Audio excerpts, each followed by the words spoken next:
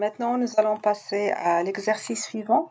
Donc, je rappelle que cet exercice, c'est la suite du premier exercice dans lequel on avait le générateur d'alimentation, c'était un générateur continu. Maintenant, on a remplacé le générateur continu par un générateur sinusoïdal. Donc, on va rapidement, directement passer au modèle de Thevenin. Donc, si vous voulez revoir le modèle de Thevenin, vous pouvez passer à la vidéo précédente, part 1. Donc, le modèle de Thevenin, donc, je rappelle, donc, je regroupe les deux résistances R2 en parallèle. Ensuite, on remplace Vin et la résistance R1 et la résistance R2 en parallèle à R2 par le modèle équivalent de Thevenin. Et voilà, donc, le modèle de Thevenin est sous forme d'un générateur en série avec une résistance. Donc, ce travail a été déjà fait dans la première vidéo. Maintenant, on utilise directement les résultats. Donc, le modèle de Thevenin s'applique de la même façon que ce soit générateur sinusoïdal ou générateur continu.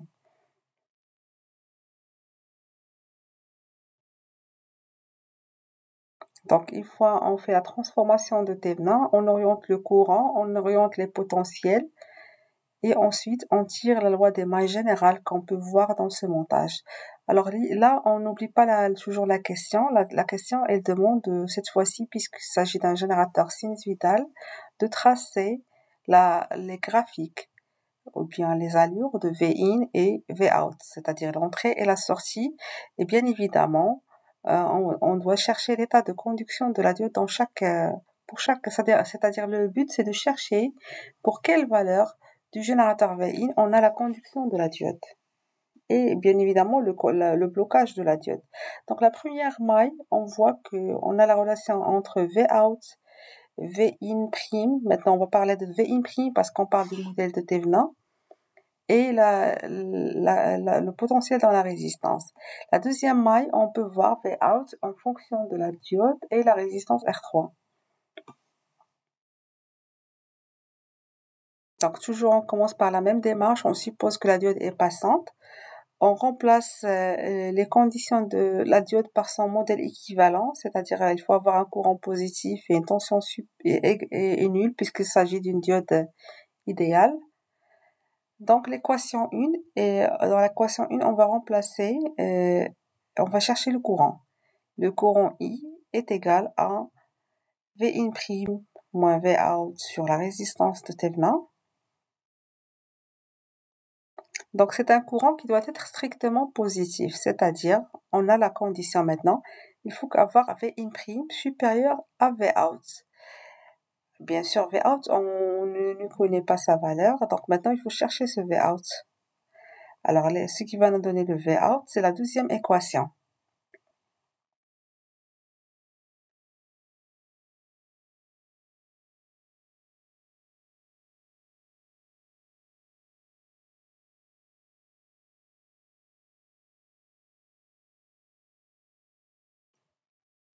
Alors, Vout égale à R3 fois I, parce que le VT, on a dit qu'il est nul, vu que la diode est supposée idéale. Maintenant, on va remplacer le courant I par la formule qu'on a déjà trouvée. Alors là, donc pour trouver le courant I, ou bien pour trouver le Vout, il y a deux façons.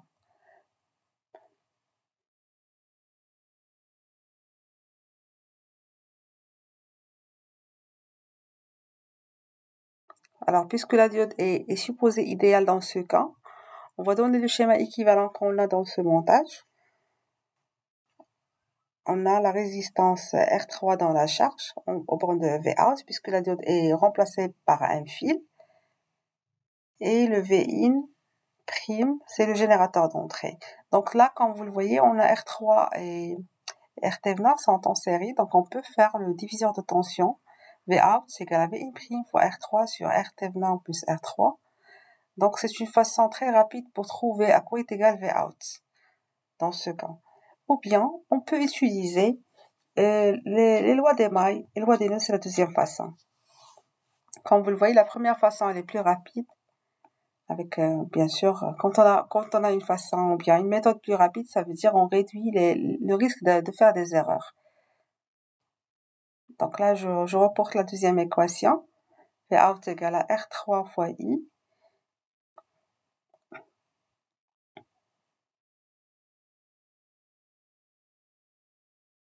Et le courroux I à quoi est égal d'après la première équation, c'est V' moins V out sur R3, sur R thévenin. Et ensuite, on va détailler un petit peu pour trouver le V out en fonction du reste.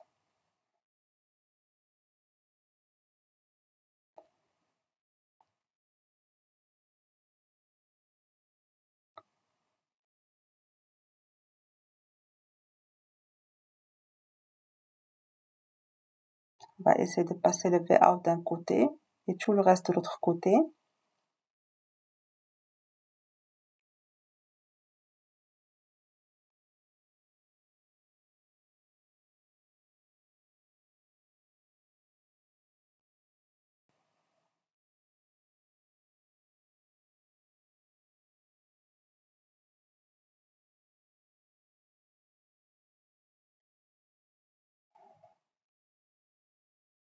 Donc en simplifiant, on va retrouver la même formule qu'on a trouvée avec Thévenin. Et là, vous remarquez la différence dans le temps de traitement.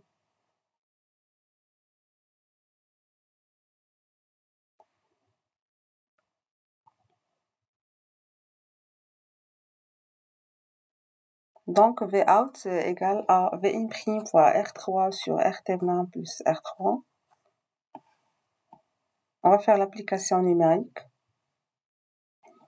puisque le terme R3 sur R thévenin plus R3, c'est un terme fixe. Et le V', c'est un signal sinusoïdal.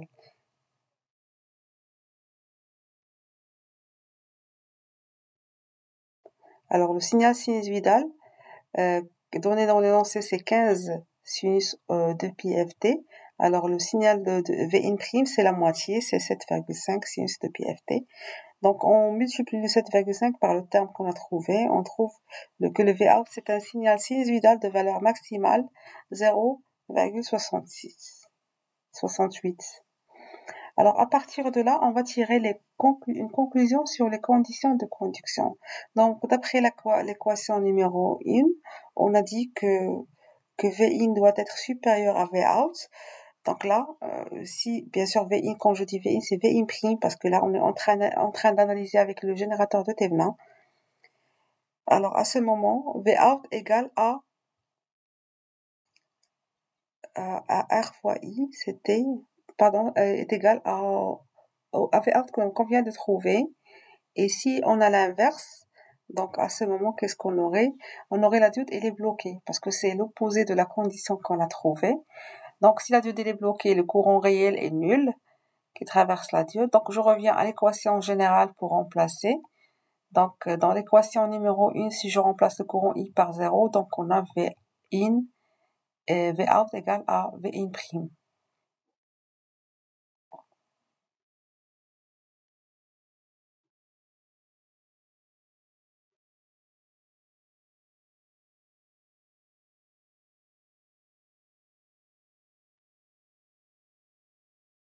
Maintenant, on va tracer l'allure de V in et V out superposés sur le même graphique.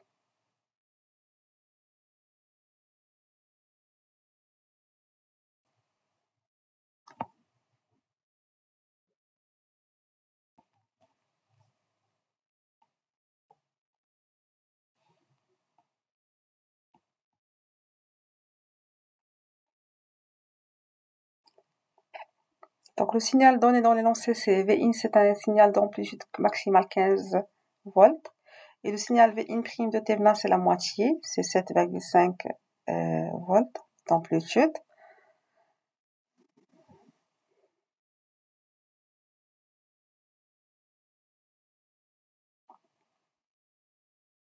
Donc on va tracer le signal Vin. Donc vous avez les carreaux, donc vous pouvez chercher une échelle pour faciliter le tracé. Donc, on a 15 volts d'amplitude maximale et moins 15 volts minimale. Pas ni minimale, mais c'est le sens opposé.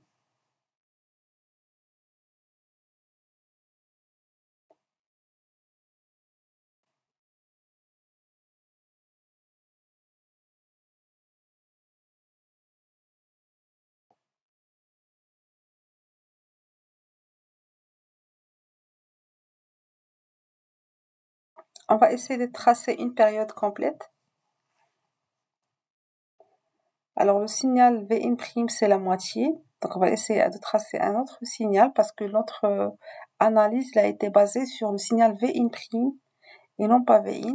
Donc, c'est pour cela, pour ne pas commettre des erreurs dans le tracé, vaut mieux tracer en fonction de V'In', le signal avec lequel on a fait l'analyse du montage. C'est le signal, le générateur de Thevenin. Alors, le générateur de Thevenin, c'est la moitié du générateur initial. Donc, on va tracer très simplement un signal d'amplitude maximale la moitié et qui a la même période, bien évidemment.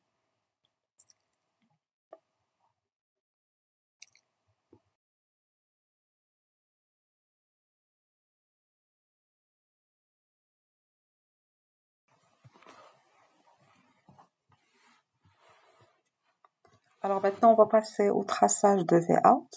Pour tracer Vout, on va essayer de tracer d'abord le signal qu'on a trouvé, le signal, c'est-à-dire de référence, pour lesquels on a soit passage, soit blocage de la diode. Celui qu'on a trouvé, c'était 0,68 sinus de PFT. Donc, on va essayer de tracer le signal total et par la suite, on va analyser.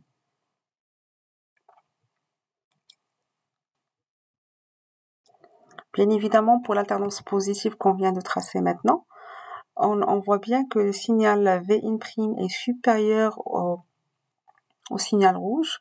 Donc, on est dans la phase de passage de la diode. Ainsi, donc, le Vout va suivre cette allure-là. Donc, on va dire que le morceau en rouge pour l'alternance positive, c'est le signal Vout. Pour l'alternance négative, on voit bien que le signal V'In' est inférieur au signal rouge. Donc, on est dans la phase de blocage. Ainsi, donc, le courant est nul. Donc, le Vout va suivre l'allure de V'In'. On va tracer maintenant le morceau pour l'alternance négative de Vout qui doit suivre normalement le signal V'In'. Et on supprime le morceau restant de Vout. Voilà. Donc, voilà donc l'allure qu'on va retrouver. Donc, dans cette phase-là, on a la diode, elle est passante. Et dans l'autre phase, on a la diode, elle est bloquée.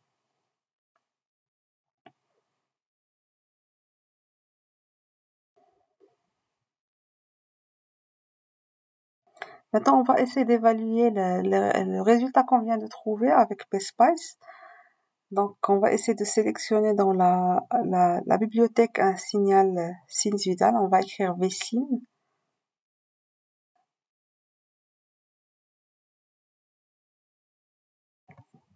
Les autres composants, je les avais déjà dans la barre.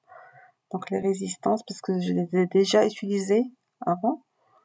Résistance, on aurait besoin de la diode.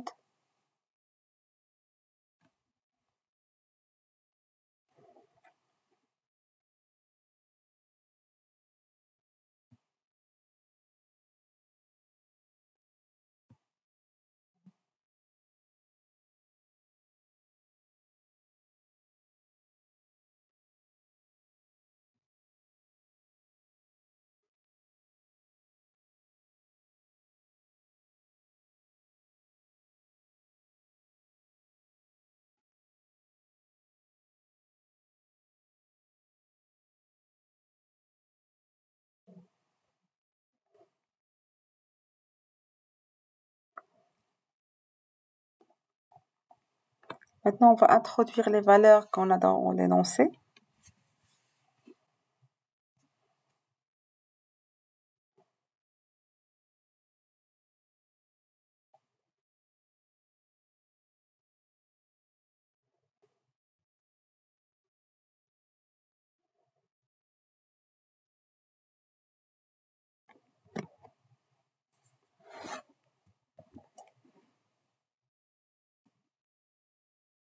Pour le générateur sinusoïdal, il faut faire le réglage de V off, ça veut dire l'axe, ça doit être 0, ça veut dire sans composante continue. Et ajuster l'amplitude aussi, on va mettre 15 volts. Et la fréquence.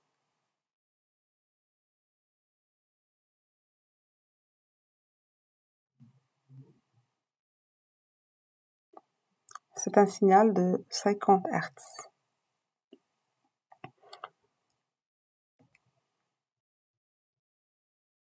Alors maintenant, pour visualiser, on va utiliser comme les sondes.